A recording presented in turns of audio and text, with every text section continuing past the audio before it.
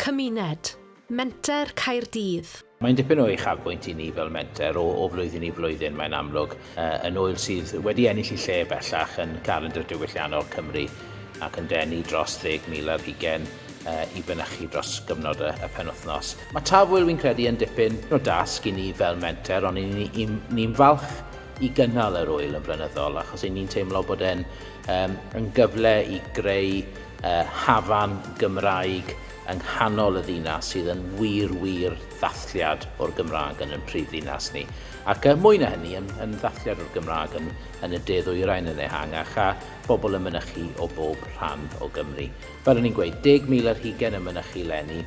20% o'r cynnwys artistig yn dod o gefndiroedd lleiafrifoedd ethnig, oedd yn destun, unwaith eto yn destun balchder, oedd gweld Lloyd a Dom yn enwedig yn perfformio yn yr iwrt tŷ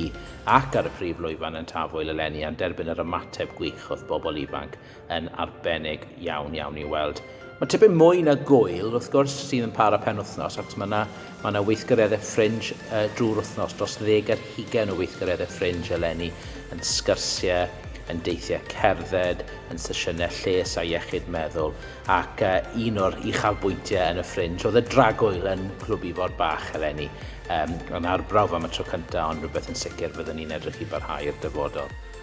Mae'n hyfryd cael cydweithio gyda gymaint o bartneriad sydd yn cefnogi Tafwyl o flwyddyn I flwyddyn a'n galluogi ni I sicrhau bod hi'n oel sydd yn arbrofol, yn ffres, yn newydd ac yn peidio aros yn yr unfan achos mae hynny wrth gwrs yn holl bwysig.